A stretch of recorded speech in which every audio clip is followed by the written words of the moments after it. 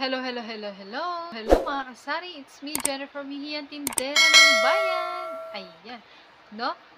Magbibigay po ako sa inyo ng mga ilang diskarte na kahit marami po tayong makakakompetensya at halos meron po tayong kalapit na grocery, marami pa rin pong bumibili sa ating sari-sari store at kumukota pa rin. Na kahit marami po tayong kakompetensya, mananatili pa rin po yung ating mga customer at marami pa rin pong bibili sa ating sari-sari store. Kota pa rin tayo. No? So yan mga kasari, ito po yung mga ilakong diskarte na hindi tayo maaapektuhan ng mga kakompetensya. No? Kahit marami pang kakompetensya dyan, kahit na meron pang mga grocery dyan, no? Hindi tayo maapektuhan dahil sa... So yan mga kasari, pwede nyo rin po itong i-apply sa inyo pong sari-sari store. Na sigurado po ako na kapag ginawa nyo po yung ganitong diskarte, is hindi nyo na po problemahin ang inyong mga kakompetensya dahil may laban na po ang ating sari-sari store. Okay. Number 1 na diskarte para marami pa rin tayong customer at dadayuhin pa rin tayo. Yung oras po ng pag-open ng ating sari-sari store at yung pagko-close po ng ating sari-sari store. Oras ng pagbukas at yung oras ng pagsara.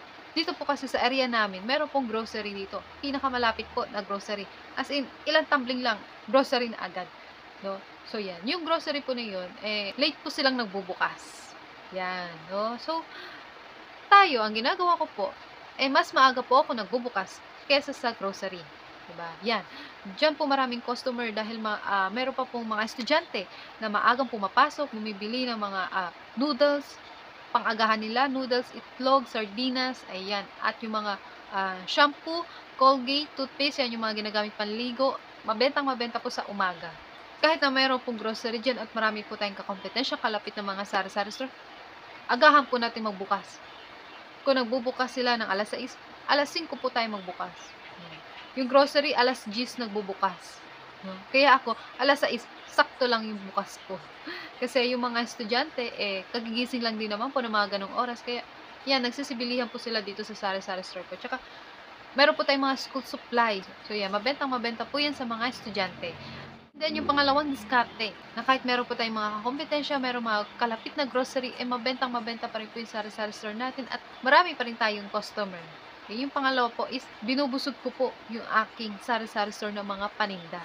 Kinukompleto ko lahat, meron. Busog na busog. Yung pagkakita pala ng customer, wow, ang dami niyang paninda.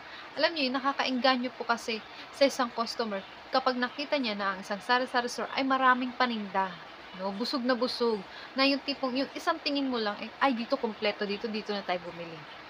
Diba? Mas gaganahan bumili yung customer pagka ganun po, na marami siyang makikitang paninda. Marami siyang pagpipilian. Kaya busugin po natin, punuin po natin yung ating sari-sari store ng mga paninda. Kompletohin po natin. So, mga kasari, yung pangatlong diskarte, na kaya mas pinipili po nila bumili dito sa akin sari-sari store kaysa po sa grocery. Alam nyo kung ano yun? Mabilis na serbisyo.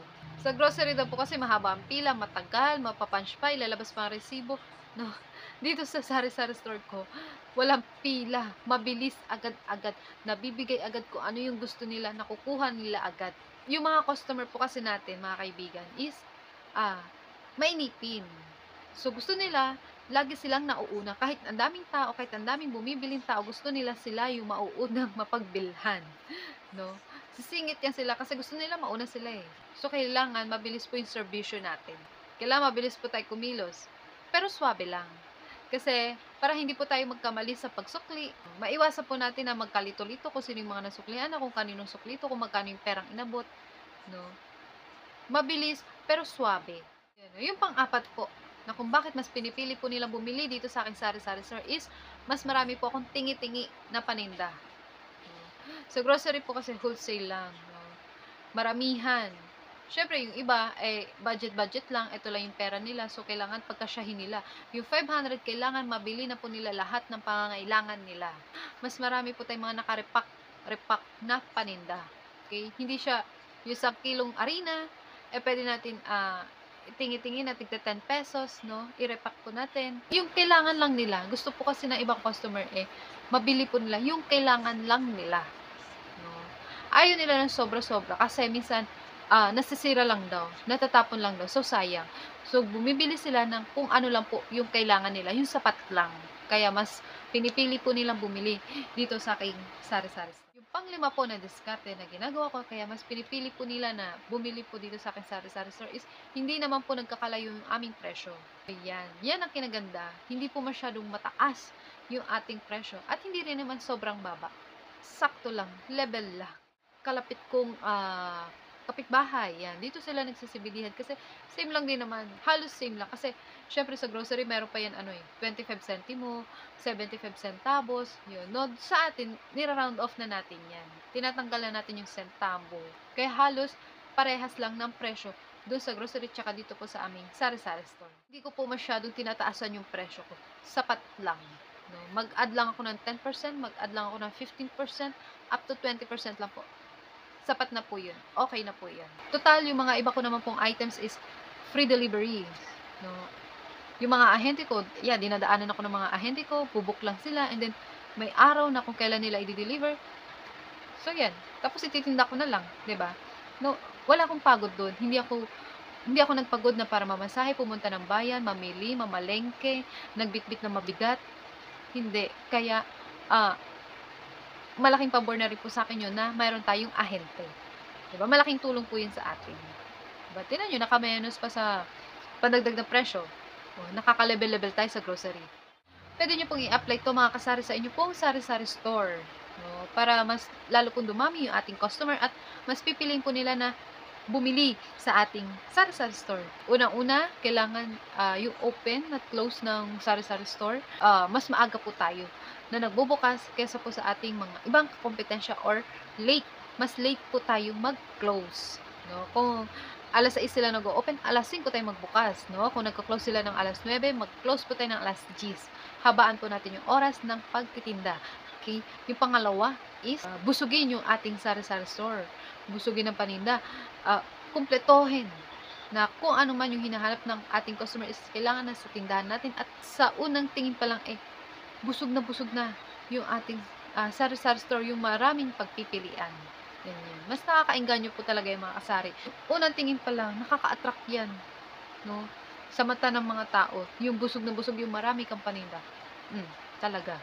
Totoong-totoo. Yung pangatlo is yung mabilis ang serbisyo. Mabilis gumalaw pero swabe lang. No? Para hindi tayo magkamali sa mga panukli. Masyado rin po kasi mainipin yung ating mga customer. Lahat sila gusto nilang nauuna.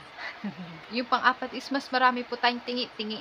Yung kung ano lang yung kailangan ng customer sa araw na yun, yun lang yung bibili nila. Dapat meron tayo nun. No? Yung asukal na tig-2, yung arena na tig-10 piso, yung paminta na tig-piso. Yan, mas marami tayong tingi-tingi. Panglima is, hindi masyadong mataas yung ating presyo. No? Hindi masyadong mataas at hindi rin naman po mababa. No? Sakto lang, level lang. Basta wag po tayong patong ng tubo na sobrang taas. No? 10%, 15%, hanggang 20%, okay na po yan. So yan mga kasari, I hope marami po kayo natututunan sa aking mga videos about sari-sari store. Kung bago pa lamang po kayo sa aking channel, please i-click nyo na po ang subscribe and notification bell para lagi po kayong update sa aking mga video. So yan, hanggang dito na lamang po and see you on my next video. Bye-bye. Happy selling. God bless.